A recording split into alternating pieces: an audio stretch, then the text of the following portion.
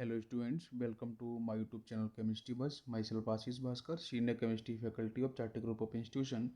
बच्चों आज हम लोग केमिकल बॉन्डिंग के अंदर एक इम्पोर्टेंट जो आपका पार्ट रहता है, कॉन्सेप्ट रहता है, जो आपकी जेई के एग्ज़ाम, ठीक है, या फिर आपका जो नीट का एग्ज़ाम है वहाँ पे आपको देखने को क्वेश्चंस जनरली यहाँ से मिल जाते हैं। और ये आपका जो कॉन्सेप्ट बहुत ही इंपॉर्टेंट होगा, जहाँ पे हम बात करने वाले हैं रेजोनेंस के साथ बॉन्ड ऑर्डर को। ठीक है, तो यहाँ पे बहुत बारी आपको इस तरीके से लिखा लिखा मिलेगा कि पॉलीएटॉमिक, ध्यान देना, पॉलीएटॉमिक मॉलिक्यूल्स। ठीक है, पॉलीएटॉमिक जो हमारे मॉलिक्यूल्स होते हैं, ठीक है, उनके अंदर हम लोग बॉन्ड ऑर्डर कैसे निकालते हैं। ठीक है, तो दोनों का मीन आपका एक ही होगा। हम बेसिकली देखेंगे यहाँ पे इसके जो आपके फॉर्मूले आते हैं। तो इस केस में हम बॉन्ड ऑर्डर निकालते हैं 1 + जितने भी नंबर ऑफ पाई बॉन्ड्स होंगे divide by number of sigma bond. ठीक है, तो बॉन्ड ऑर्डर निकालने का यहाँ पे तरीका होगा 1 + number of pi bonds divide by number of sigma bond. ठीक है, अब इसी फॉर्मूले को थोड़ा सा मॉडिफाइड करके लिख देते हैं, मॉडिफाइड फॉर्म या इजी फॉर्म बोल दो आप। ऊपर में लिख दूंगा नंबर ऑफ टोटल बॉन्ड्स जो होंगे डिवाइड बाई नीचे आ जाएगा total number of resonating structure. बात समझो बच्चों ध्यान से, यहाँ से जो हम बात कर रहे हैं ये अगर आप देखो तो बहुत सारी बुक्स के अंदर इस तरीके से लिखा मिलेगा, किसी बुक्स में इस तरीके से लिखा मिलेगा, और दोनों के दोनों कैसे हैं, करेक्ट हैं। ठीक है, दोनों के दोनों जो फॉर्मूले हैं वो कैसे हैं, यहाँ पे करेक्ट फॉर्मूले हैं, कोई इसमें आपकी इशू नहीं है, कोई प्रॉब्लम नहीं है। तो चाहे आप फॉलो करो, मैं दोनों को फॉलो करके देखो आपको क्वेश्चंस करूँगा। ठीक है, तो सबसे पहले देखो मैं फॉलो करूँगा, ये बेटा फर्स्ट है, सेकेंड है, तो पहले मैं बात करूँगा सेकेंड फार्मूले से, बिकॉज सेकेंड जो फार्मूला है उसमें एनसीईआरटी के कुछ एग्जाम्पल्स डिस्कस किए गए हैं। ठीक है, इसलिए हम लेने वाले हैं सेकेंड फार्मूले को। तो देखते हैं ज़रा सेकेंड फार्मूले में कैसे चीज़ें अप्लाई होने वाली हैं। तो हमारे पास बॉन्ड ऑर्डर का जो फार्मूला आएगा वो number of bond, total bond जितने होंगे डिवाइड बाई नीचे होगा आपका number of resonating structure. Clear है बेटा, समझ में आ रहा है? चलो तो देखते हैं, पहला मॉलिक्यूल्स में लेने वाला हूँ CO3-2, it is carbonate ion. और कार्बोनेट आयन का जो स्ट्रक्चर है बेटा वहाँ से फॉलो करते हैं अपन। तो देखो यहाँ पे कार्बन हो गया, 4 बैलेंस ही है, मतलब डबल बॉन्ड एक हो जाएगा, एक O-1, यहाँ पे एक O-1। आपको पता है कि जहाँ पे नेगेटिव चार्ज आ रहा है उसके पास क्या था बेटा, हाइड्रोजन था। ठीक है, वो H का हाइड्रोजन यहाँ से, एक्चुअली ये जो कार्बोनेट है वो कहाँ से आया है, H2CO3 का लगभग पार्ट है। आप इसको इस तरीके से समझ लो, या फिर आप सोडियम के साथ भी सॉल्ट भी लेके भी डिफाइन कर सकते हो। जो -2 आ रहा है वो कहीं ना कहीं आपके मोनो एटॉमिक जो पॉजिटिव चार्ज स्पीसीज है उसके थ्रू आ रहा है। तो -1 मैंने यहाँ पे लगा दिया, ये इसका बेसिक स्ट्रक्चर होगा। अब रेजोनेंस स्टार्ट करें तो देखो आपको पता है कि जो नेगेटिव के साथ नेगेटिव चार्ज अगर पाई बॉन्ड आते हैं तो पाई बॉन्ड पुश होते हैं, पाई बॉन्ड मूव करते हैं, मतलब ऐसे बोल सकते हो कि नेगेटिव चार्ज पुश करता है पाई को, तो नेगेटिव देन सिग्मा देन आपका ये पाई इधर पुश हो जाएगा। समझ में आ रहा है? तो सबसे पहले स्टेप में क्या होगा कि जैसे नेगेटिव यहाँ पे मूव करेगा तो नेगेटिव एक तो आपको आ रहा है यहाँ से रेजोनेटिंग स्ट्रक्चर, देखो मैं पूरे बना के दिखा रहा हूँ आपको। ठीक है, तो नेक्स्ट में देखो कैसे बनेगा। जब ये पाई ऊपर यहाँ पे शिफ्ट हो गया तो मतलब यहाँ पे कार्बन के ऊपर यहाँ पे माइनस चार्ज आ जाएगा, और यहाँ बच्चों आपका डबल बॉन्ड हो जाएगा, वही H2O- रहेगा। नेक्स्ट स्टेप में क्या होगी कि फिर से ये जब नेगेटिव यहाँ जाएगा तो ये पाई यहाँ मूव कर जाएगा, मतलब नेगेटिव का नेगेटिव के साथ बेटा कोई भी रेजोनेंस नहीं होगा। ठीक है ना, नेगेटिव के साथ पाई बॉन्ड का रेजोनेंस होगा। तो यहाँ से मिल जाएगा आपको कार्बन पे O-, और यहाँ मिल जाएगा double bond O, now it is O-। समझ में आ गया? तो टोटल अगर आपको देख रहे हैं तो यही पॉसिबिलिटीज़ हैं। इसका मतलब यहाँ पे मिल रहे हैं 3 रेजोनेटिंग स्ट्रक्चर और 3 RS मिल रहे हैं। तो इसका रेजोनेटिंग हाइब्रिड भी बच्चों कुछ होगा ना, तो रेजोनेटिंग हाइब्रिड क्या होगा तो उसमें देख लो, ऑक्सीजन के पास यहाँ पे डेल्टा माइनस लगा दो, यहाँ ऑक्सीजन के पास ये डेल्टा माइनस, और एक ऑक्सीजन के पास ये डेल्टा माइनस। सारे के सारे यहाँ पे जो मिल रहे हैं वो आप पे कैसे हैं, वो इक्विवेलेंट रेजोनेटिंग स्ट्रक्चर हैं। क्यों? क्योंकि बच्चों यहाँ पे जो आपका नेगेटिव चार्ज ऑक्सीजन पे था वो ऑक्सीजन पे ही वापस से मूव कर रहा है आफ्टर रेजोनेंस। इसको बोलते हैं इक्विवेलेंट रेजोनेटिंग स्ट्रक्चर्स। अनइक्वल में क्या होता है, अरे अनइक्विवेलेंट क्या होता है भाई, उसमें आपका जो नेगेटिव चार्ज जिस एटम पे होगा उसके डिसिमिलर एटम के पास अगर नेगेटिव जाएगा तो उसको इक्विवेलेंट नहीं बोलते, तो उनकी स्टेबिलिटी कम होती है। ठीक है ना, तो यहाँ पे आप कर सकते हो इस तरीके से, ये पाई बॉन्ड का मूवमेंट है इस तरीके से, ये हो गया, ठीक है, दिस इज रेजोनेटिंग हाइब्रिड, ये हो गया आपका रेजोनेटिंग हाइब्रिड। अब जरा चेक करते हैं फॉर्मूले से कितना आंसर होना चाहिए। तो bond order is equal to, बेटा यहाँ पे कितना होगा, formula number of bond, total number of bond बच्चों यहाँ पे कितने हैं, 4 बॉन्ड है। अरे चेक करो ना आप, 1 2 3 4, अरे चेक करो 1 2 3 4, टोटल बॉन्ड कितने हैं, 4 बॉन्ड। नीचे नंबर ऑफ रेजोनेटिंग स्ट्रक्चर कितने हैं, तो चेक करो 1 2 3 3 ही दिख रहे हैं, 4/3। तो आंसर कितना आ गया बेटा यहाँ पे 1.33, कैंसिल कर दो इसे। तो 1.33 is a bond order for the carbonate, ठीक है। इसको हम एक तरीके से और कर सकते हैं ना रिप्रेजेंट, कि भाई जैसे ये कार्बन हो गया, यहाँ पे आपका ये ऑक्सीजन, नेक्स्ट इज ऑक्सीजन, यहाँ पे एक 1 सेकेंड एक बारी क्लियर करता हूँ, ओ ऑक्सीजन एंड ऑक्सीजन, इसके पास बच्चों मैं बताऊँ तो पाई इलेक्ट्रॉन्स का मूवमेंट इस तरीके से, और टोटल चार्ज अपन यहाँ पे लगा देते हैं बेटा ये -2 करके इस तरीके से, तो ये भी एक करेक्ट फॉर्म है, ठीक है। अगर इसको मैं इस तरीके से करूँ तो भी से होना चाहिए ना, कि सपोज ये कार्बन हो गया, यहाँ पे ऑक्सीजन ऑक्सीजन ऑक्सीजन, ठीक है। तो इस पर आपका जब रेजोनेंस होगा, तो रेजोनेंस होने के बाद यहाँ पे आपका लिख सकते हैं -2/3, ये भी -2/3, ये भी -2/3, ठीक है। तो ये डिफरेंट टाइप से मैं रेजोनेटिंग हाइब्रिड को लिखने की कोशिश कर रहा हूँ। तो these are the structure of resonating hybrid, ठीक है, फॉर द कार्बोनेट आयन। अभी इसको मैं चेक करूंगा कि इसके पहले जो हमारा फार्मूला था क्या वो भी इसमें फिट बैठता है, तो उस फार्मूले को भी हम लोग करेंगे यहाँ पे चेक, ठीक है ना। तो हमारे पास जो फार्मूला था, ठीक है, तो उसको एक बार यहाँ पे लिखने की कोशिश करते हैं, ठीक है। तो bond order is equal to 1 plus number of pi bonds, ठीक है, ये फर्स्ट फॉर्मूला था आपका, फिर नंबर ऑफ सिग्मा बॉन्ड, और सेम कार्बोनेट को लेने वाले हैं CO3-2, ठीक है। बनाया इसका डाटा स्ट्रक्चर देखो, कार्बन यहाँ पे डबल बॉन्ड हो जाएगा, यहाँ पे O-, यहाँ पे O-, बताओ आंसर, 1 प्लस कर देंगे, total number of pi bond कितने हैं, हाउ मेनी पाई बॉन्ड, तो पाई बॉन्ड बच्चों तो एक ही पाई बॉन्ड दिख रहा है यहाँ पे मेरे को, 1 pi bond. Number of sigma bond कितने हैं, सिग्मा एक, एक 2 और एक 3, मतलब 3 सिग्मा दिख रहे हैं। तो इसको जरा ऐड करो तो कितना होगा बेटा, हम एलसीएम ले सकते हैं ना 3, तो यहाँ से आपको कितना हो जाएगा, 1 का 3 में 3, तो 3 1 मतलब ऊपर आपका 3, यहाँ से आपका 1, तो आंसर कितना है 4/3। One you cancel the 4 divide by 3, तो ये आंसर आपको मिलेगा 1.33।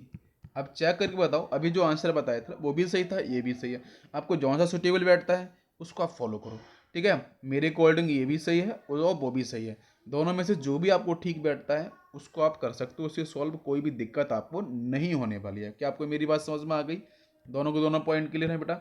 चलो अब चलते हैं हम लोग कुछ इंपॉर्टेंट मॉलिक्यूल्स को फॉलो कर रहे हैं, तो नेक्स्ट स्ट्रक्चर, नेक्स्ट फार्मूले पे, तो नेक्स्ट मैं ले रहा हूँ बेटा फॉस्फेट ले लेता हूँ, PO4-3, दिस इज फॉस्फेट, ठीक है। ये फॉस्फोरिक एसिड से आपका फॉर्म हुआ है, आपके 3 हाइड्रोजन बाहर जा चुके हैं, ये फॉस्फोरिक एसिड मिल गया। चलो फॉस्फेट आपका है ये, तो ये फॉस्फेट का जो कॉमन स्ट्रक्चर क्या होता है वो बताऊँ, तो यहाँ पे ये फॉस्फोरस हो जाएगा, 5 इलेक्ट्रॉन्स होते हैं ना नाइट्रोजन फैमिली का, तो ये O- हो जाएगा, ऑक्सीजन पे -1, और यहाँ पे ऑक्सीजन पे -1, चक्रो -3 हो गया, 4 ऑक्सीजन हो गए, सब कुछ फिक्स हो गया। अभी रेजोनेंस स्टार्ट करते हैं, तो रेजोनेंस स्टार्ट करें तो बताओ बेटा, सबसे पहले ये पाई पुश किया जाएगा इस नेगेटिव के थ्रू, तो ये नेगेटिव को मैं यहाँ पहुँचाऊँगा, तो बताओ यहाँ से बनेगा फॉस्फोरस पे, यहाँ पे O- हो जाएगा, और यहाँ पे डबल बॉन्ड O हो जाएगा, ये माइनस और ये आपका माइनस हो गया। नेक्स्ट चेक करो, तो नेक्स्ट चेक करेंगे तो फिर से चेक करो बेटा अब ये जो नेगेटिव है ना, तो ये नेगेटिव जब यहाँ जाएगा तो ये पाई इधर ऊपर चला जाएगा, पाई पाई को पुश करता है नेगेटिव, और जो एक बार पार्टिसिपेट कर चुका है उसको फिर से रेजोनेंस में नहीं डालना है, ठीक है। ये डबल बॉन्ड O हो जाएगा, ये आपका O-। नेक्स्ट स्टेप में क्या होगा, ये नेगेटिव यहाँ जाएगा तो ये पाई यहाँ चला जाएगा। इतनी बात समझ में आ रही है, मतलब P ऑक्सीजन -1, बहुत ही सिंपल सा लॉजिक है, कुछ भी डिफिकल्ट तो है ही नहीं इसमें, ठीक है ना। ये -1 सारे के सारे फॉर्म हो गए।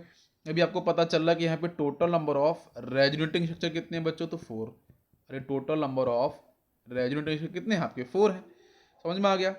बाकी आंसर निकाल पाओगे आप लोग, बताओ। इसकी रेजोनेटिंग हाइब्रिड बना दूँ मैं यहाँ पे, तो क्या बनेगा, ये फॉस्फोरस लगा दो, oxygen oxygen oxygen and oxygen, और सबके पास इस तरीके से डैश डैश क्या है, पाई इलेक्ट्रॉन्स का मूवमेंट है, ठीक है ना। और टोटल अगर मैं चार्ज के बारे में बात करूँ तो कितना होगा, -3/4 ही तो होगा ना बेटा, ठीक है। अब चलो फटाफट सॉल्व करो, इसका आंसर कितना होगा। तो बॉन्ड ऑर्डर का हमारे पास फार्मूला क्या था, नंबर ऑफ बॉन्ड ऊपर आने चाहिए, और टोटल नंबर ऑफ बॉन्ड ऊपर आने चाहिए, और आर एस नीचे आने। टोटल नंबर ऑफ बॉन्ड कितने हैं चेक करो यहाँ पे, टोटल नंबर बॉन्ड बॉन्ड कितने हैं, तो 1 2 3 4 5, 5 बॉन्ड है। डिवाइड बाई फिर टोटल नंबर ऑफ रेजोनेंट इसे कितने हैं, तो वो आपके 4 है। अरे सही है ना, 1 2 3 4, इसको कैंसिल करो तो कितना आ जाएगा, 1.25 इज द आंसर। ठीक है, क्लियर हो गया। अब इसी में फर्स्ट बिट को मैं जरा चेक कर रहा हूँ, तो उस फॉर्मूले से जिसकी पहले फॉर्मूला था आपका, तो बॉन्ड ऑर्डर का वहाँ पे क्या था, 1 प्लस था। नंबर ऑफ पाई बॉन्ड ऊपर, यहाँ पे पाई बॉन्ड कितने हैं बेटा, तो वो आपकी 1 पाई बॉन्ड है। हाउ मेनी सिग्मा बॉन्ड, तो 4 सिग्मा है। जरा इसको ऐड कर दो, 1 आप यहाँ पे ले सकते हो इस तरीके से, पी वाई क्यू की फॉर्म में हो जाएगा ये। 4 एलसीएम आ जाएगा, तो या ऐड करेंगे तो 4 + 1 मतलब ये 5 आ जाएगा। इसको कैंसिल कर दो तो आंसर 1.25 आया कि नहीं आया। तो दोनों के दोनों हमारे जो फार्मूले हैं वो बिल्कुल फिट बैठ रहे हैं, वो दोनों ही दोनों कैसे हैं, करेक्ट फार्मूले हैं। समझ में आ गया। ठीक है, कुछ और भी एग्जांपल्स मैं लेने वाला हूँ, तो उससे चीज़ें आपको क्लियर हो जाएंगी। देखो नेक्स्ट में लिख रहा हूँ ClO4 - HClO4 से आया है ना, परक्लोरिक एसिड जो ऑर्थोक्लोरिक एसिड रहता है ना, वहाँ से आया है। इसमें एक हाइड्रोजन आपका बाहर जा चुका है। पहले बात करेंगे इसके स्ट्रक्चर के बारे में, तो आप बना सकते हो। क्लोरीन यहाँ पे सेंट्रल एलिमेंट है, सेम इलेक्ट्रॉन्स होंगे बैलेंस, तो 1 2 डबल बॉन्ड यहाँ पे, डबल बॉन्ड यहाँ पे, डबल बॉन्ड यहाँ पे, यहाँ OH होता है, H बाहर चला गया तो यहाँ पे नेगेटिव आ जाएगा। तो this is the structure. But बेटा यहाँ पे जब रेजोनेंस में, रेजोनेंस के थ्रू क्यों बात कर रहा हूँ, क्योंकि बहुत सारे क्वेश्चन रेजोनेंस की स्टेबिलिटी के बेस पे आते हैं, इसलिए मैं रेजोनेंस को फॉलो करा रहा हूँ आपको। ठीक है, आप उससे करो चाहे इससे करो, जो भी आपको आसान लगे, आपके पास लॉजिक आपके सामने है। ठीक है, तो यहाँ पे आपका क्या हो जाएगा, रेजोनेंस सब करेंगे तो सबसे पहले तो ये वाला पाई यहाँ चला जाएगा, निगेटिव यहाँ जाएगा तो पाई को पुश करेगा, ये पाई यहाँ जाएगा, तो ये क्लोरीन हो गया, डबल बॉन्ड O, यहाँ पे डबल बॉन्ड O हो जाएगा, यहाँ पे O- हो जाएगा, ये डबल बॉन्ड O है ना। इसके बाद नेक्स्ट चलो बेटा क्या, कि जब नेगेटिव यहाँ जाएगा तो इस केस में पाई को यहाँ पुश कर देगा, तो फिर ये बन जाएगा क्लोरीन डबल बॉन्ड O। एक बार पार्टिसिपेट कर चुका ना रेजोनेंस में, उसको फिर से लेके नहीं आना, ये ध्यान रखना कि जबरदस्ती जो हो चुका है उसको फिर से आपने यूज कर दो, गलत आंसर आ जाएगा। ठीक है, तो ये नेगेटिव यहाँ जाएगा तो ये पाई यहाँ चला जाएगा, तो फिर यहाँ पे क्लोरीन के साथ ये डबल बॉन्ड O नहीं रहेगा बेटा, क्योंकि आपका पाई ऊपर गया है ना, तो पाई ऊपर जाते ही यहाँ पे O- आ जाएगा और ये डबल बॉन्ड O हो जाएगा, double bond O and double bond O। तो टोटल आप देखो यहाँ पे कितने RS मिले, 1 2 3 4। तो total number of resonating structure जो होंगे वो कितने होंगे, ClO4 में 4 हो जाएंगे। आंसर आप निकाल पाओगे। तो यहाँ पे जो फॉर्मूला था बॉन्ड ऑर्डर का, उसके रिस्पेक्ट में क्या फॉर्मूला होगा, तो बताओ जो टोटल नंबर यहाँ पे बॉन्ड कितने हैं, तो बॉन्ड काउंट कर लो आप, 1 2 3 4 5 6 7, 7 बॉन्ड है। टोटल नंबर ऑफ RS कितने हैं, 4। इसको कैंसिल करो तो यहाँ से आपको आंसर मिल जाएगा। ठीक है ना, तो 7/4 लिखो, या फिर इसे आप इसका रेजोनेटिंग हाइब्रिड भी बना लो बेटा एक बार। ठीक है ना, तो ये क्लोरीन हो जाएगा, oxygen oxygen oxygen oxygen, delta minus delta minus delta minus delta minus. ठीक है, और डैश डैश करके यहाँ पे इस तरीके से आप रिप्रेजेंट कर सकते हो। तो this is the resonating hybrid. बाकी इसको कैंसिल कर दो 4 से, तो करोगे तो आपका कितना हो जाएगा, 1 हो जाएगा, 3 बचेंगे, तो 4 × 7 28, तो मतलब ये 7 टाइम चला जाएगा। बात समझे, तो 1.7 समथिंग आपको, मतलब अगर 4 से आप डिवाइड कर रहे हो,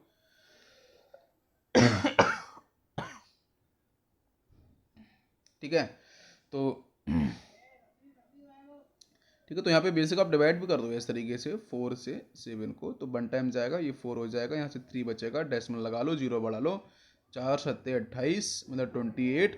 बस यहीं तक फिनिश करना, तो 1.7 समथिंग यहाँ पे आंसर मिल जाएगा। ठीक है ना, समझ में आ गया। ठीक है, इसके बाद हम लोग फॉलो करेंगे इसके नेक्स्ट कॉन्सेप्ट की तरफ। ओके, तो नेक्स्ट बच्चों हम बात करने वाले हैं मॉलिक्यूल्स, ओजोन। आप दोनों के दोनों फॉर्मूले चेक करते जाओ, ठीक है, आंसर आपको बिल्कुल सही मिलेंगे। ओजोन पे आते हैं। ओजोन का बेटा स्ट्रक्चर क्या होगा, ऑक्सीजन डबल बॉन्ड हो, यहाँ पे कोऑर्डिनेशन बॉन्ड हो, या फिर हम उससे कोऑर्डिनेशन बॉन्ड का मतलब बेटा वो एक्चुअली बिहेव करता है आपकी कोवलेंट बॉन्ड की तरीके से। ठीक है ना, तो जब यहाँ पे हम लोग बात करेंगे इसके स्ट्रक्चर के बारे में, तो आपको पता है कि यहाँ पे आपको सिर्फ 2 ही मिलते हैं RS। ठीक है, या ऑक्सीजन यहाँ पे, एक बार डबल बॉन्ड यहाँ पे, तो यहाँ पे आपको जो टोटल RS मिलते हैं ओजोन में, वो कितने मिलते हैं, 2 RS ही आपको देखने को मिलते हैं। तो इसका जो रेजोनेटिंग हाइब्रिड जो बनता है बेटा, वो बनता है ऑक्सीजन, यहाँ पे oxygen oxygen and dash dash इस तरीके से। ठीक है, this is the resonating hybrid. ठीक है, तो यहाँ पे इसका आंसर निकाल दो बॉन्ड ऑर्डर का, कितना आ जाएगा, 3/2। सिंपल सा है, टोटल नंबर ऑफ बॉन्ड ऊपर है और 2 RS है, तो आंसर इससे कैंसिल, तो यहाँ से आंसर आपको मिल गया 3/2। समझ में आया कि नहीं आया, पहले ये बताओ। बाकी आपका जो और फॉर्मूला था ना, उससे भी सॉल्व कर सकते हो ना, कि जो चेक करके देखते हैं एक बारी क्या सही बैठता है आंसर। ना, इसको हम ऐसे भी बनाते हैं, ऐसा ध्यान मत देना कि मैंने ऐसा बना दिया है, ये ऑक्सीजन डबल बॉन्ड हो, यहाँ पे कोऑर्डिनेशन बॉन्ड हो, इस तरीके से भी बनाते हैं, ठीक है। दोनों के दोनों करेक्ट स्ट्रक्चर, चाहे इसको लेके चलो चाहे इसको लेके चलो। अभी यहाँ पे देखो तो आपका क्या होगा, 1 प्लस उस फॉर्मूले से टोटल नंबर ऑफ, यहाँ पे total number of pi bond कितनी है बेटा, बाई 1 पाई बॉन्ड है, divide by total number of sigma कितना है, तो आपको 2 मिलेगा, एक ये और एक ये। अब कोऑर्डिनेशन बॉन्ड को हम सिग्मा के तरीके से ट्रीट करें, से मैंने वहाँ पे कोवलेंट बॉन्ड बोल लेता है, ऐसा कोई आपको दिक्कत नहीं है, तो ये 1/2 हो जाएगा। Now you have to add, तो ये 1 ले लेते हैं, p/q 2 आपका यहाँ पे ये हो जाएगा, तो 1 2 2 मतलब 2 + 1 हो जाएगा। तो आंसर देखो आपको पता लगा 3/2, क्या सेम आंसर है, बिल्कुल सेम आंसर है। तो बहुत बारी बच्चे क्या है कि वो फॉर्मूले लेके आते हैं, इस फॉर्मूले लेके आते हैं और फिर यहाँ पे कन्फ्यूजन पैदा करते हैं, तो चीज़ें कन्फ्यूज नहीं होनी चाहिए, आप किसी से भी निकालो आंसर आपका फिट बैठेगा, ठीक है ना। यहाँ तक क्लियर हो गया सभी को, कोई डाउट है इसमें?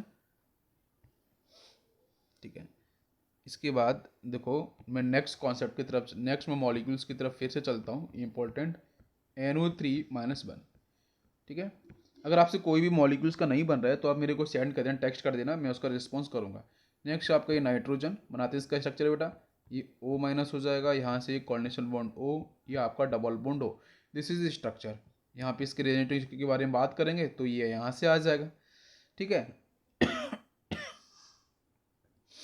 ठीक, और इसमें जब यहाँ पे ये आपका मूव कर जाएगा तो मतलब यहाँ तो पाई बॉन्ड, लेकिन किसको पुश करेगा, ऑब्वियसली पाई को ही पुश करेगा ना, इसको इधर पुश कर देगा, तो ये बनेगा नाइट्रोजन, यहाँ पे डबल बॉन्ड O आ जाएगा और यहाँ पे आपका O- हो जाएगा बेटा, यहाँ पे कोऑर्डिनेशन बॉन्ड O हो जाएगा, ये बन जाएगा, ठीक। इसके बाद इसमें ये ध्यान रखना पड़ेगा, हाँ ठीक हो गया। अभी इसके बाद यहाँ पे कोऑर्डिनेशन बॉन्ड O हो गया, ठीक है, ये O- हो गया, डबल बॉन्ड O, बिल्कुल सही है, करेक्ट है। अभी फिर से क्या होगा भाई, ऊपर से तो काम हो चुका था ना, तो अभी ध्यान ये रखना पड़ेगा कि जो कोऑर्डिनेशन बॉन्ड है ना, वहाँ भी 2 इलेक्ट्रॉन्स का मूवमेंट हुआ है एक्चुअली में, तो यहाँ भी आपका नेगेटिव डिफाइन किया जाएगा ना, तो ये भी एक तरीके से डबल बॉन्ड के तरीके से एक्ट करेगा। तो इसका मतलब एक बारी तो कोऑर्डिनेशन बॉन्ड आपका, क्या कोऑर्डिनेशन बॉन्ड का ही मूवमेंट होगा बेटा, हाँ कोऑर्डिनेशन बॉन्ड का ही मूवमेंट होगा, ये बात भी क्लियर है। मतलब इसका मतलब ये हो जाएगा कि ऊपर आपका तो डबल बॉन्ड O रहेगा, ठीक है, पाई जैसे मूव करेगा।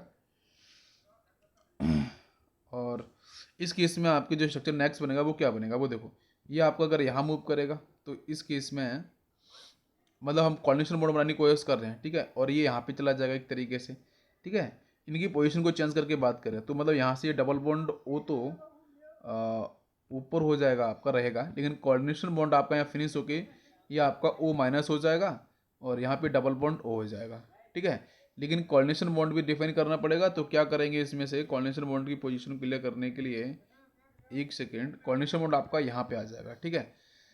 तो एक और एक 2 और एक 3, इसको हम ऐसे भी डिफाइन करते हैं, जरा ध्यान देना, इस को हम ऐसे भी बना सकते हैं। अगर इसी मॉल ये आपको सपोज ये स्ट्रक्चर आपको दे रखा है, तो इसको हम ऐसे भी फॉर्म कर लेते हैं, नाइट्रोजन डबल बॉन्ड, चेक करो यहाँ पे ये हो जाएगा, ये O- हो जाएगा, फिर ये नेगेटिव यहाँ पे मूव करेगा, ठीक है, तो ये फिर पाई ऊपर चला जाएगा, तो इसका मतलब कोऑर्डिनेशन बॉन्ड ऊपर डेवलप हो जाएगा, तो फिर यहाँ से हो जाएगा आपका ये पहला स्ट्रक्चर और ये आपका दूसरा, तो फिर यहाँ से हो जाएगा आपका ये कोऑर्डिनेशन बॉन्ड ऊपर, क्योंकि ये ऊपर चला जाएगा ना, कोऑर्डिनेशन बॉन्ड आने की कोशिश कर रहा हूँ, ये डबल बॉन्ड O और आपका ये O-। तो आप यहाँ से ले लो, ये आपका 1 2 3, या फिर आप यहाँ से ये 1 ये 2 ये 3, ठीक है। तो टोटल आपको जो आंसर मिल रहे हैं वही है आपका 3 आंसर मिल रहा है, तो इसका आंसर कितना होगा, टोटल नंबर ऑफ बॉन्ड की बात करते हैं 1 2 3 4 बॉन्ड डिवाइड बाई 3 RS, तो दिस इज द आंसर, ठीक है, बॉन्ड ऑर्डर फॉर NO3-1। और इसका जो बेटा रेजोनेटिंग हाइब्रिड बनेगा ना, वो आप बना लो, तो ये बनेगा नाइट्रोजन, ये ऑक्सीजन ऑक्सीजन ऑक्सीजन, यहाँ भी मूवमेंट है इस तरीके से, ठीक है। ये बन गया इसका स्ट्रक्चर, और यहाँ पे आप डेल्टा माइनस इस तरीके से delta minus and delta minus कर सकते हो रिप्रेजेंट, समझ में आ गया होगा, ठीक है। तो ये कुछ इंपॉर्टेंट कॉन्सेप्ट्स हैं, और यहाँ पे हम लोग NO3 जो माइनस है उसका मतलब एक तरीके से जो अभी गिवन फॉर्मूला था उससे भी निकाल सकते हैं। कैसे निकालेंगे, 1 प्लस टोटल, यहाँ पे जब हम फॉर्मूले में बात करते हैं तो पाई बॉन्ड बटा यहाँ पे कितना है, ओनली 1 पाई बॉन्ड है तो 1 हो जाएगा, डिवाइड बाई नीचे कितना आ जाएगा आपका total number of sigma bond आपका यहाँ पे NO3-1 में कितना है, 3 है। और जरा इसको चेक करके देख लेते हैं क्या सेम आंसर बनेगा, 4 हो, नीचे आपका 3 रहेगा ऊपर 4 हो जाएगा, और कैंसिल करेंगे भी तो 1.3 निकल के आएगा, मतलब 4/3 ये भी बन रहा है, मतलब करेक्ट आंसर है। दोनों जगह आपका सेम फार्मूला, आपको मैं फार्मूला लगा रहा हूँ अलग, तो आंसर आपका सेम फिट बैठ रहा है। ठीक है, इसके बाद आप नेक्स्ट मॉलिक्यूल्स का भी निकाल लेते हैं। CO2 के बारे में बात कर लो। तो कार्बन डाइऑक्साइड में क्या होगा, ये कार्बन डबल बॉन्ड हो जाएगा, यहाँ पे ये डबल बॉन्ड हो जाएगा। बताओ आंसर जल्दी से कितना होगा। मैं इजी ट्रिक से बात कर रहा हूँ, फर्स्ट फार्मूले से। इसको आप सॉल्व कर लो तो यहाँ से कितना हो जाएगा, 2 इज़ द आंसर। ठीक है, नेक्स्ट देखो, अगर SO2 को लेके बात करूँ, ठीक है, तो यहाँ पे आंसर क्या बनेगा, ये सल्फर हो गया, ये डबल बॉन्ड हो गया। हम लोग कॉन्वेक्शन बॉन्ड वो भी बनाते हैं इस तरीके से भी, इसका स्टेबिलिटी के लिए। तो फिर ये 1+1/2, तो इसका आंसर हो जाएगा आपका 1.5। मतलब जो मैं मॉलिक्यूल्स बना रहा हूँ, जो मॉलिक्यूल्स के बारे में बात कर रहा हूँ, ये मॉलिक्यूल्स आपको एग्जैक्टली एग्जाम में मिल जाते हैं। -1, तो यहाँ से बनेगा नाइट्रोजन डबल बॉन्ड O, और ये हो गया आपका O-1। और इसको अगर आप सॉल्व करो तो यहाँ से मिलेगा 1+1/2, तो आंसर इज़ 1.5। नेक्स्ट अगर बात करेंगे हम लोग SO3 के बारे में भी मैं बात करी थी मैंने। तो SO3 देखो, यहाँ पे sulphur double bond O and coordination bond O structure जरा चेक करो, तो आंसर कितना होगा 1+1/3, और इसको सॉल्व करो तो 4/3। इसको कैंसिल कर दो तो यहाँ से 1.33 is the answer, bond order. समझ में आ गया होगा। बहुत ही सिंपल तरीके से मैंने यहाँ पे आपको बॉन्ड ऑर्डर के बारे में बताया। ठीक है, अब इसमें जो हम बात करते हैं मॉलिक्यूलर ऑर्बिटल थ्योरी, तो मॉलिक्यूलर ऑर्बिटल थ्योरी के अंदर भी हम लोग बॉन्ड ऑर्डर को फाइंड आउट करते हैं। ठीक है, तो एक्चुअली ये तो हमारी पॉलीएटॉमिक मॉलिक्यूल्स है, लेकिन पॉलीएटॉमिक मॉलिक्यूल्स के अलावा जो हम लॉजिक फॉलो करते हैं उसको देखो मैं यहाँ पे एक ईजी ट्रिक के थ्रू आपको समझाने की कोशिश करूँगा। ठीक है, वैसे तो हमारे पास मॉलिक्यूलर ऑर्बिटल थ्योरी के एस्पेक्ट में हम बॉन्ड ऑर्डर कैसे निकालते हैं, ठीक है ना, उसको भी मैं यहाँ पे क्लियर कर देता हूँ। ठीक है, हालांकि MOT हम लोगों ने कवर नहीं करी है, लेकिन MOT जो होगी होगी वहाँ से चीज़ें हम लोग डिस्कस करेंगे जब मैं आपको MOT पढ़ाऊँगा। तो एक बार यहाँ पे हम लोग जो क्या करते हैं, बॉन्ड ऑर्डर का जो बेसिक इंट्रोडक्शन है वो ज़रूर मैं यहाँ पे कवर करूँगा। ठीक है, ये पूरा का पूरा जो बॉन्ड ऑर्डर कॉन्सेप्ट है आपके मॉलिक्यूलर ऑर्बिटल थ्योरी से ही रिलेट किया जाता है, और मॉलिक्यूलर ऑर्बिटल थ्योरी में डिस्कस कर दूंगा। ठीक है, अलग लेक्चर के अंदर। तो यहाँ पे मैं बॉन्ड ऑर्डर बताऊँ तो exactly what is the bond order. तो बॉन्ड ऑर्डर को मैं पहले डिफाइन करूँगा। ठीक है, half of the difference between number of bonding molecular orbitals. ठीक है, bonding molecular orbitals electron and number of anti bonding molecular orbitals electrons. ठीक है, और जिसका आपका फॉर्मूला बन जाता है आपका नंबर ऑफ बॉन्डिंग का minus number of anti bonding, small का मतलब एंटी बॉन्डिंग डिवाइड बाई 2। तो दिस फॉर्मूला यहाँ पे NB है, number of bonding molecular orbital, ये बॉन्डिंग मॉलिक्यूलर ऑर्बिटल है, ये आपका ABM है, number of anti bonding molecular orbital. ठीक है, तो यहाँ पे जब हम बात करते हैं ना कि इलेक्ट्रॉन्स की फीलिंग को लेकर डिस्कस करते हैं, तो वो मैं आपको बता दूंगा। बाकी यहाँ पे ये सब फॉर्मूले को थोड़ा सा आपको ध्यान रखना है। ठीक है, हम नोट आपको डिस्कस करूँगा कि बच्चों जो हम बॉन्ड ऑर्डर, तो मैं MOT नहीं बता रहा हूँ अभी, MOT मैं आपको एक अलग से लेक्चर में बताऊँगा। ठीक है, यहाँ पे मैं सिर्फ बॉन्ड ऑर्डर के बारे में बता रहा हूँ। तो बेसिस की जो डेफिनेशन थी वो कहती है half of the difference between number of BMO electrons and number of ABM electrons. ठीक है, तो वही मैंने करा, मैंने डिफरेंस करा और 2 का डिवाइड कर दिया है, तो नंबर निकल के आएगा। This is called bond order. ठीक है, आप समझो बॉन्ड ऑर्डर बेटा पॉजिटिव भी हो सकता है, it may be negative and it may be zero. ध्यान देना, तो जो बॉन्ड ऑर्डर के बारे में हम जब बात करते हैं तो बॉन्ड ऑर्डर में भी पॉजिटिव, नेगेटिव, जीरो, या फिर हम बोल सकते हैं फ्रैक्शनल वैल्यू। ठीक है, ये आपकी फ्रैक्शनल वैल्यू भी आपकी हो सकती है। ठीक है, लेकिन जब क्वेश्चन ये होगा कि बॉन्ड ऑर्डर आपका पॉजिटिव होगा, तभी हम बोलेंगे कि जो मॉलिक्यूल्स हैं वो आपका परफेक्टली क्या कर रहा है, एग्जिस्ट कर रहा है। क्या आपको मेरी बात समझ में आ रही है? मॉलिक्यूल परफेक्टली आपका एग्जिस्ट कर रहा है। लेकिन जब बॉन्ड ऑर्डर आपका नेगेटिव में आ रहा है, जीरो में आ रहा है, बच्चों ध्यान दो, अगर नेगेटिव में आ रहा है, जीरो में आ रहा है, इसका मतलब है कि वहाँ पर जो मॉलिक्यूल्स हैं या जो भी गिवन कंपाउंड है उससे कोई एग्जिस्टेंस नहीं है। ठीक है, वो बिल्कुल भी एग्जिस्ट नहीं करेगा। तो प्लीज़ कीप इन माइंड कि बॉन्ड ऑर्डर पॉजिटिव आना चाहिए या फिर आपका फ्रैक्शनल आना चाहिए। फ्रैक्शनल या पॉजिटिव आएगा तो डेफिनेटली मॉलिक्यूल्स एग्जिस्ट करेगा।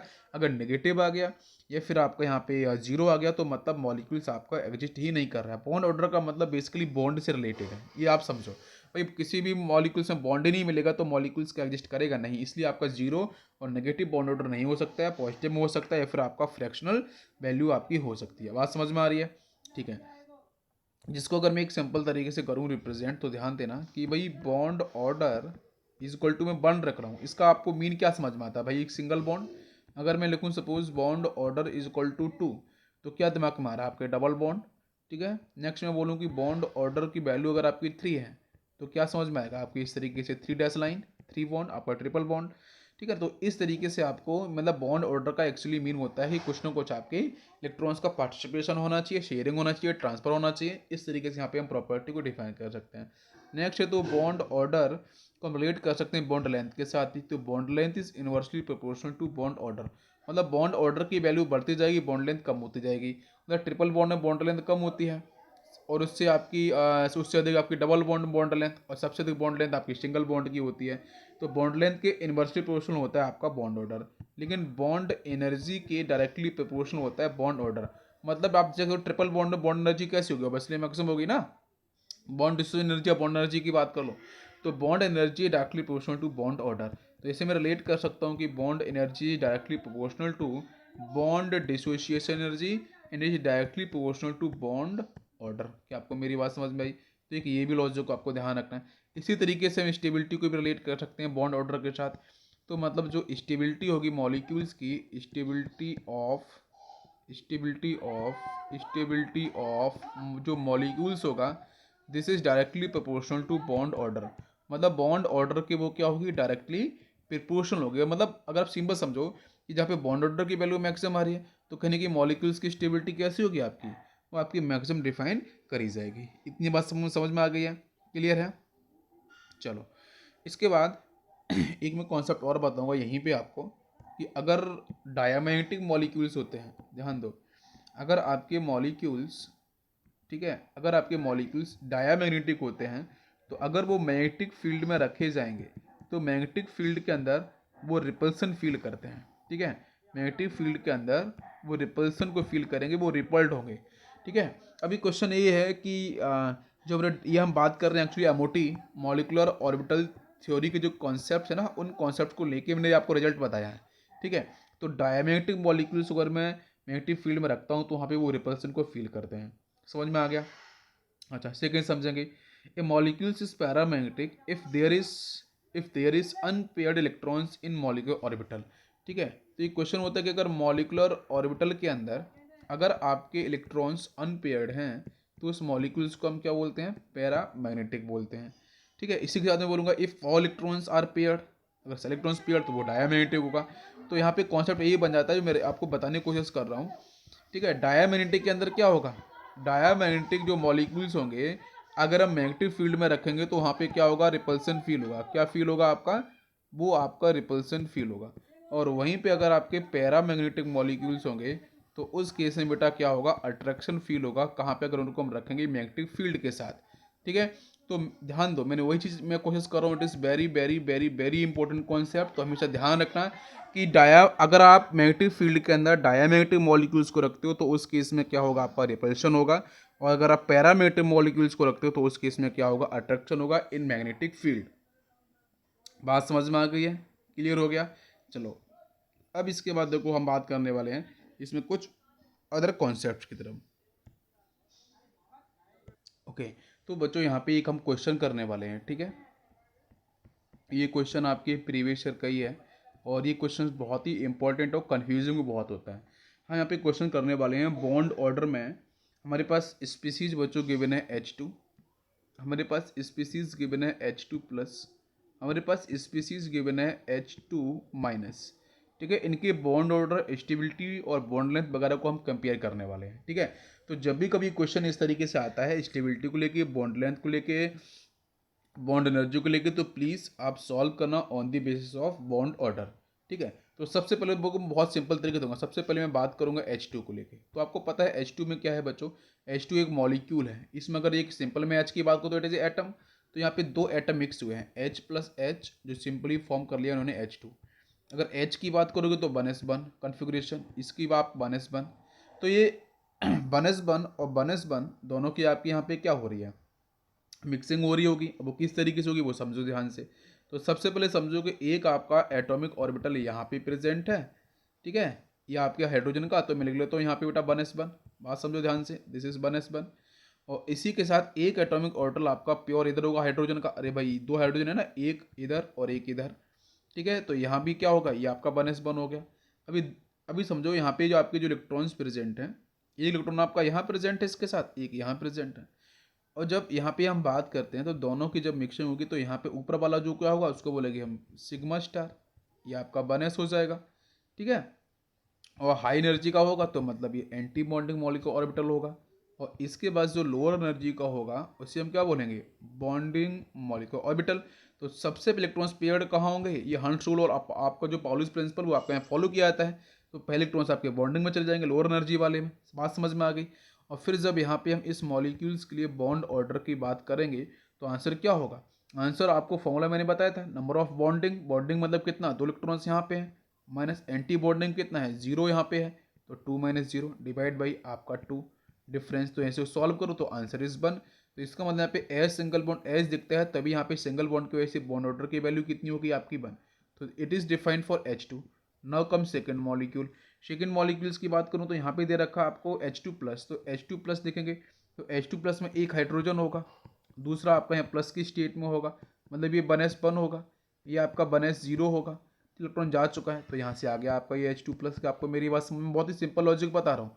अभी इनकी ओवरलैपिंग की बात कर लो तो 1s1 ये आपकी क्या होगी, प्योर एटॉमिक ऑर्बिटल होगा 1s1। और यहाँ पे आपका ये 1s0 हो जाएगा। अभी सिर्फ एक इलेक्ट्रॉन्स यहाँ प्रेजेंट है, यहाँ तो सबको जीरो है इस तरफ। तो जब यहाँ पे आपका ऊपर क्या बनेगा आपका एंटी बॉन्डिंग का, मतलब ये हो जाएगा आपका sigma star 1s, this is anti bonding molecular orbital having the high energy. और नीचे आपका बनेगा bonding molecular orbital, this is bonding molecular orbital. और यहाँ पे आपको मिलेगा सिग्मा 1s।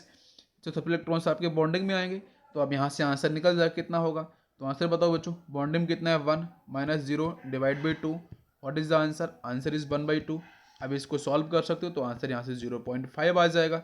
अभी एक अब ऊपर समझो कि ऊपर H2 में इलेक्ट्रॉन्स पेयर्ड थे, और पेयर्ड थे तो इसका मतलब यहाँ पे आंसर क्या हो गया, फर्स्ट वाले मॉलिक्यूल्स में सब कुछ पेयर्ड था, तो मतलब यहाँ पे बोल सकते हैं कि H2 is a diamagnetic molecules. और यहाँ पे एक इलेक्ट्रॉन्स यहाँ पे दिख रहे हैं, तो हम क्या बोल सकते हैं कि ये जो आपका मॉलिक्यूल होगा H2 प्लस, ये एक्चुअली में क्या होगा, ये होगा आपका पैरामैग्नेटिक मॉलिक्यूल्स होगा। बात समझ में आ रही है। इसी तरीके से हम H2 माइनस की तरफ चलते हैं। तो नेक्स्ट कॉन्सेप्ट को देखेंगे हम लोग, H2 माइनस 1। तो H2 माइनस 1 में एक हाइड्रोजन होगा, एक आपका H माइनस होगा। तो मतलब ये तो 1s1 होगा, ये इलेक्ट्रॉन ले लेगा तो ये 1s2 हो जाएगा, दोनों को मिक्स करेंगे तो ये H2 माइनस हो गया। बात इतनी समझ में आ गई। अभी जब फिलिंग की बात करेंगे तो ये आपका 1s के पास सिंगल इलेक्ट्रॉन्स होगा ना, एक तरफ ये 1s1 होगा, एक तरफ आपका 1s2 होगा। तो 1s2 का मतलब बेटा यहाँ पे कितने, दो इलेक्ट्रॉन्स होंगे। इतनी बात समझ में आ रही है। अभी जब फिर हम यहाँ पे क्या करेंगे, फिलिंग को लेके बात करेंगे तो आप देख सकते हो आंसर यहाँ पे सिंगल इलेक्ट्रॉन्स जाएगा। इट इज़ पहले तो फिलिंग नीचे होगी भाई, बॉन्डिंग होगी ना, तो ये सिग्मा 1s होगा, ये आपका सिग्मा स्टार 1s होगा। तो फिर बॉन्डिंग में तीन इलेक्ट्रॉन्स हैं, दो एक इधर है दो इधर है, तो पहले यहाँ पे एक पेयर्ड होगा, एक बचा वो ऊपर चला जाएगा। तो यहाँ पे इसका जब आंसर निकालेंगे कितना होगा, टू। टू क्या है, बॉन्डिंग के पास कितने हैं, टू इलेक्ट्रॉन्स, एंटी बॉन्डिंग के पास कितना है 1, डिवाइड बाई 2 इज, इसको सॉल्व करो तो आपका 1/2। और 1/2 को अगर मैं सॉल्व करूंगा तो आंसर कितना आ जाएगा बेटा, ये 0.5 आ गया। मतलब यहाँ भी इलेक्ट्रॉन्स आपका एक अनपेयर्ड है ऊपर, तो that's why this is also called paramagnetic molecules. समझ में आ रहा होगा।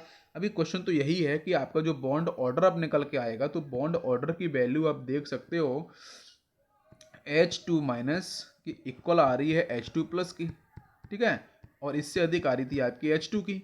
ये लॉजिक आ रहा था भाई, इन दोनों की क्या थी, इन दोनों की जो वैल्यू थी वो 0.5 आ रही थी, और इसकी वैल्यू आपकी 1 आ रही थी। लेकिन क्वेश्चन तो आप मैं पूछूंगा कि यहाँ पे स्टेबिलिटी का सीक्वेंस क्या बनेगा। तो स्टेबिलिटी के सीक्वेंस में हम जब आंसर करेंगे तो स्टेबिलिटी का देखो ट्रेंड क्या होगा। स्टेबिलिटी में सबसे कम स्टेबिलिटी होगी H2 माइनस की, उससे अधिक होगी आपकी H2 प्लस की, और सबसे अधिक स्टेबिलिटी होगी H2 की। ऐसा क्यों, ऐसे ही आपका जो स्टेबिलिटी का ट्रेंड है ऐसा क्यों होगा, क्योंकि बच्चों आप देख सकते हो कि H2 माइनस है, उसके पास एंटी बॉन्डिंग में इलेक्ट्रॉन्स दिख रहा है। H2 प्लस जो था ना उसमें एंटी बॉन्डिंग खाली था। अब जहाँ पे एंटी बॉन्डिंग इलेक्ट्रॉन्स दिख रहा है तो मतलब यहाँ पे एनर्जी कैसी है, हाई है। इसलिए H2 माइनस के अंदर क्या है, एनर्जी हाई होने की वजह से स्टेबिलिटी की वैल्यू कैसी हो जाएगी, लो वैल्यू हो जाएगी। तो हम डिस्कस करते हैं on the basis of anti bonding.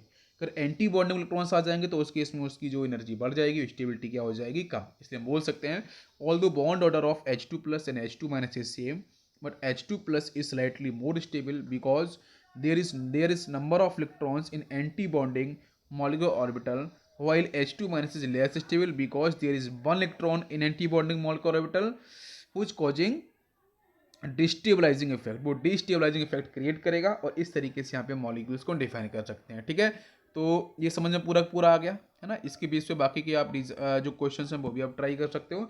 तो एक क्वेश्चन मैं आपको देता हूँ होमवर्क के लिए, प्लीज़ ट्राई करना। मैं आपको दे रहा हूँ यहाँ पे H2 first molecule, second molecule है आपका H2 प्लस और थर्ड मॉलिक्यूल है आपका He2, ये आपका माइनस। ठीक है, यहाँ पे आपको जो मैं क्वेश्चन पूछूंगा सेम एज आप लोग सॉल्व करना, कोई डाउट नहीं होगा। ठीक है, बस ध्यान रखना कैसे करना है कि एक हीलियम पहले केस में इस हीलियम से मिक्स करेगा तो बनाएगा He2। ठीक है, सेकंड केस में क्या होगा कि एक हीलियम जो आएगा वो दूसरे हीलियम के पॉजिटिव से मिक्स करेगा तो फिर बना लेगा He2+। मैं बहुत ही सिंपल तरीका बता रहा हूँ। ठीक है, इसी तरीके से आप प्रैक्टिस करना, हीलियम प्लस हीलियम माइनस। ठीक है, तो ये मिलेगा आपको He2- मिल गया। अब इलेक्ट्रॉन्स के बारे में बात कर लो बच्चों, तो यहाँ पे कितना होता है, 1s2 होता है। यहाँ भी आपका 1s2 होगा। ठीक, यहाँ पे बात करोगे तो ये तो 1s2 रहेगा, लेकिन यहाँ पे आपका चला जाएगा तो ये 1s1 हो जाएगा। यहाँ पे बात करोगे ये 1s2 होगा, ये आपका 1s3 हो जाएगा। बस इसमें आप वहाँ पे लेके फिलिंग करना और उसके बेस पे आप डिस्कस करना। एक मैं बताऊँ कि हीलियम जो 2+ होता है ना वो एग्जिस्ट नहीं करता है। क्यों नहीं करता है इसको मैं बताता हूँ। हीलियम 2 कभी आपने देखा होगा कि नोबल गैसेस होते हैं मोनोटॉमिक में स्टेबल होते हैं, डायटोमिक में आते ही नहीं है। तो फिर ये आपका अनस्टेबल है। क्यों अनस्टेबल, ध्यान देना। इसमें एक हीलियम यहाँ पे हो गया, इसके पास कितने हैं, 2 इलेक्ट्रॉन्स, मैंने चलो फिल कर दिए। इधर हीलियम दूसरा है, उसके पास इलेक्ट्रॉन्स, मैंने इनका आपका एंटी बॉन्डिंग ऊपर हो जाएगा और इनका आपका बॉन्डिंग नीचे हो जाएगा। तो बॉन्डिंग के पास भी क्या होगा, सिग्मा 1s, ये आपका सिग्मा स्टार 1s हो जाएगा। 2 इलेक्ट्रॉन्स पहले यहाँ फिल कर दो, फिर 2 यहाँ पे, चारों फिल हो गए। जब फॉर्मूला लगाओगे ना बॉन्ड ऑर्डर का, तो बॉन्ड ऑर्डर क्या होगा, 2 - 2 आ जाएगा। भाई बॉन्डिंग में भी 2 है, एंटी बॉन्डिंग में भी 2 है। 2 - 2 / 2, आंसर इज 0/2। और 0/2 का मतलब 0 होता है। इसका मतलब मैंने बोला था कि जब भी आपका बॉन्ड ऑर्डर की वैल्यू 0 आती है, नेगेटिव आती है, तो मॉलिक्यूल्स एग्जिस्ट नहीं करता है। दैट्स व्हाई हीलियम जो 2 है वो कभी भी एग्जिस्ट नहीं करता है। क्या आपको मेरा आंसर समझ में आया? ठीक है, बाकी के जो भी मॉलिक्यूल्स हैं उनको भी एक बार आप ट्राई करना और निकालने की कोशिश करना। ठीक है, मैंने आपको थोड़ा सा हिंट यहाँ पे दे दिया है और आप इसको सॉल्व करना। ठीक है, चलो तो इसलिए इसलिए हम बात करते हैं helium 2, beryllium 2, neon 2, argon 2, diatomic बात कर रहे हैं, क्रिप्टॉन 2, जीनॉन 2, रेडॉन 2, ये कभी भी आपको एग्जिस्ट नहीं करते हैं, इसको ध्यान रखना। ठीक है, जिसको हम इस तरीके से कर सकते हैं प्रूफ। क्लियर हो गया? चलो अब इसके बाद मैं देखो डिस्कस करूँगा यहाँ पे एक ऑक्सीजन को लेकर बहुत बारी क्वेश्चंस डायरेक्ट पूछे गए हैं, है ना। इनको भी मैं आपको ट्राई करके दिखाऊंगा डेफिनेटली। पहले मैं आपको मैं ईजी ट्रिक बता दूंगा कि O2 का बॉन्ड ऑर्डर होता है बच्चों 2, O2+। इन सबको सॉल्व ऐसे करना है जैसे मैं आपको बताया इलेक्ट्रॉनिक कॉन्फ़िगरेशन के बेस पे। ठीक है, नेक्स्ट आपका O2 2+, इसका आपका आंसर 3 होता है बॉन्ड ऑर्डर। ठीक है, O2-, ठीक है, इसका 1.5 होता है। नेक्स्ट है O2 2-, इसका आंसर आपका 1 होता है। तो ये 2 का मतलब ये आपका यहाँ पे रहता है पैरामैग्नेटिक, ध्यान दो। ये भी रहता है आपका पैरामैग्नेटिक, ये आपका डायामैग्नेटिक। ठीक है, ये आपका पैरामैग्नेटिक और यहाँ पे अब ये आपको रटना नहीं है, पहली चीज़ तो ये फिक्स कर लो, यहाँ पे कोई भी चीज़ आपको रटनी नहीं है। ठीक है, इसके पीछे क्या देखना है आपको, इलेक्ट्रॉनिक कॉन्फ़िगरेशन। इलेक्ट्रॉनिक कॉन्फ़िगरेशन लेके आओ, 2 एटम दे रखे हैं और वहाँ पे पेयरिंग की कंडीशन शुरू करो और फॉर्मूला लगा दो, एंड आपके number of bonding minus number of anti bonding divide by 2।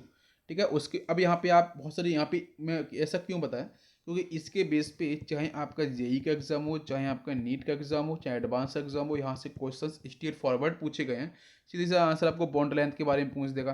ठीक है, आपसे स्टेबिलिटी के बारे में पूछ देगा, तो फटाफट से यहाँ पे फॉलो करना, आंसर आपको पता चलेगा। अगर बॉन्ड लेंथ के बारे में बात करोगे सबसे अधिक कौन सा हो जाएगा, O2-2 हो जाएगा। उससे कम ऑक्सीजन पे -1 चार्ज, वो O2-1 हो जाएगा, फिर O2 हो जाएगा, है ना। तो मैं बॉन्ड लेंथ का लिख दूँ ऑर्डर, चलो लिख देते हैं। तो बॉन्ड लेंथ का ऑर्डर क्या होगा बेटा, देखो सबसे सबसे अधिक किसका हो जाएगा, ये हो जाएगा bond length O2 minus two सबसे अधिक, फिर आपका O2 माइनस वन, फिर इससे आपका O2, और फिर आपका हो जाएगा O2 प्लस, और फिर हो जाएगा O2 पे प्लस टू चार्ज। ये बॉन्ड लेंथ हो गया, ठीक है ना। इसी तरीके से आप स्टेबिलिटी भी निकालना, तो स्टेबिलिटी का ट्रेंड भी आपका सेम फॉलो किया जाएगा, ठीक। चलो तो यहाँ पे आपको ये आइडिया यहाँ पे हो गया है बॉन्ड ऑर्डर के बारे में, काफ़ी कुछ क्वेश्चंस के बारे में। अब चलते हैं बॉन्ड ऑर्डर के कुछ इजी कॉन्सेप्ट की तरफ। ठीक है बच्चों, हम लोग यहाँ पे एक इजी कॉन्सेप्ट, ठीक है, तो इजी कॉन्सेप्ट क्या है,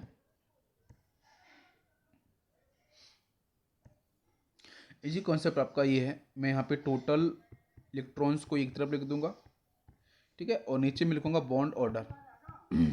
तो जो भी मॉलिक्यूल्स गिवन है उसमें टोटल इलेक्ट्रॉन्स को चेक करना है। इसे मान लेते हैं 2 आ गया, 4 आ गया, 6 आ गया, 8 आ गया, 10 आ गया, 12, 14, 16, 18 एंड 20, ठीक है। तो इसके रिस्पेक्ट में बॉन्ड ऑर्डर क्या होगा, अगर 2 इलेक्ट्रॉन्स आएंगे तो बॉन्ड ऑर्डर 1 0 1 0 1 2 3 2 1 0। तो देखो ध्यान से, मैंने यहाँ पे एक सिंपल सा लॉजिक लिखा है, इसमें से आप इधर देखो, इधर क्या हो रहा है 2 1 0, ठीक है, 2 1 0, फिर आपका 1 0 1, ऊपर इधर देखो तो 2 1 0। बात आपको समझ में आ रही है। मैंने क्या करा है, मैंने यहाँ पे 14 को फिक्स कर दिया, 14 इज द रेफरेंस, इजी याद करने के लिए। इधर जाओ तो 2 1 0, उधर भी आपका 2 1 0, ईवन नंबर में इलेक्ट्रॉन्स को आपको देख के चलना है, वो यहाँ से क्वेश्चंस आते हैं ईवन नंबर के बेस पे, तो आप विद इन सेकंड आप चीज़ों को कर पाओगे, विद इन सेकंड आप फटाफट से क्वेश्चन को कर पाओगे। इधर आ रहे हो तो आपका 2 1 0, फिर 1 0 1, समझ में आ रहा है। क्वेश्चंस करके दिखाऊँ, चलो ठीक है। मैं बात करूँ H2 मॉलिक्यूल है, कितने इलेक्ट्रॉन है इसके पास, 2 इलेक्ट्रॉन है total. What is the answer, 2 का मतलब 1 is the answer, 1 is the bond order, हो गया। मैं बात करूँ आपसे N2 के बारे में, टोटल इलेक्ट्रॉन्स कितने 14, 14 के लिए आंसर कितना है 3, तो 3 इज द बॉन्ड ऑर्डर, समझ में आ गया। O2 के बारे में बात करूँ, निकालना ही नहीं है आपको, सिंपल सोचना है, कितना है 16 इलेक्ट्रॉन्स है, 16 का मतलब कितना आंसर है बेटा 2 आंसर है, हो गया। इसी तरीके से अगर आप O2 के बाद देखो तो CO देख लो, CO के पास कितने इलेक्ट्रॉन्स होते हैं 14 इलेक्ट्रॉन्स हैं, 14 का मतलब 3 is the answer. As it is अगर मैं बात करूँ लिथियम 2, कितना आंसर होगा 6, 6 के लिए बेटा कितना आंसर होगा, चेक करो 1 हो जाएगा, ठीक है। इसी तरीके से मैं C2 को लेके बात करूँ, C2 का मतलब 12 इलेक्ट्रॉन्स, 12 का मतलब आंसर कितना हो जाएगा 2 आंसर हो जाएगा। सेम अगर मैं बात करूँ यहाँ पे N2 minus one, how many electrons, electrons is 15, तो 15 का मतलब देखो चेक करो 15 कहाँ पे आने वाला है, 15 14 से ऊपर आने वाला है, मतलब यहाँ पे आएगा, बात समझो 16 और 14 के बीच में। तो फिर ऐसे केस के लिए क्या करते हैं, इवन नंबर्स के लिए आप इसका निकाल दो आप एवरेज, तो 3 + 2 डिवाइड बाई 2 कर देंगे तो 5/2, 5/2 का आंसर इज 2.5, तो फिर इस केस में N2 माइनस के लिए आंसर कितना हो जाएगा 2.5। क्या लॉजिक समझ में आ रहा है। फिट बैठा कि नहीं बैठा, पहले ये बताओ, इतना इतना क्लियर हो गया, चलो ठीक है।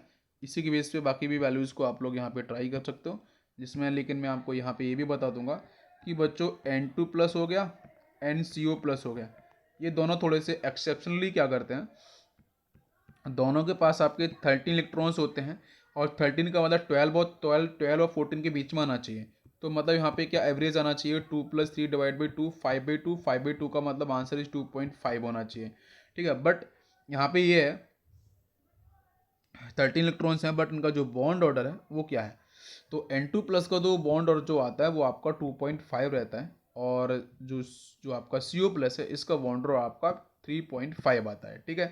तो ये थोड़ा सा एक्सेप्शनली आपको ध्यान रखना पड़ेगा, ठीक है। बाकी के मॉलिक्यूल्स के बारे में बात करो तो N2 माइनस टू आप निकालोगे, हाउ मेनी इलेक्ट्रॉन्स 16 इलेक्ट्रॉन्स, 16 के लिए आंसर कितना होता है बच्चों 2, तो 2 इज द बॉन्ड ऑर्डर।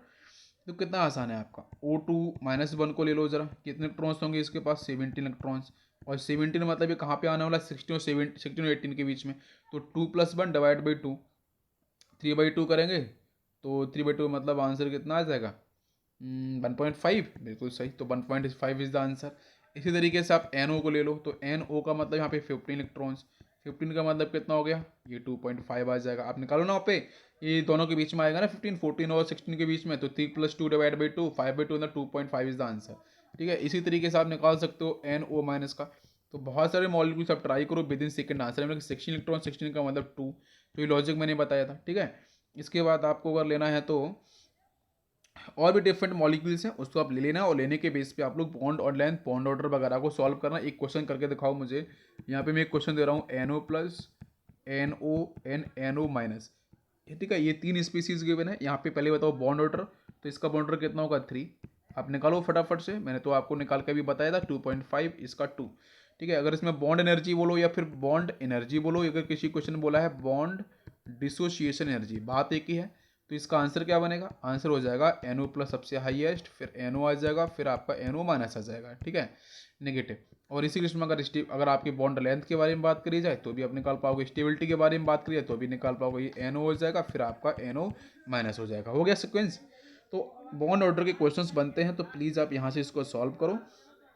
तो इस लेक्चर को बच्चों हम लोग यहीं फिनिश करते हैं। बाकी नेक्स्ट कॉन्सेप्ट आपको देखने में मिलेंगे नेक्स्ट लेक्चर में। Thank you, thanks for watching. MOT लेकर मैं अलग से पढ़ा दूंगा। ठीक है।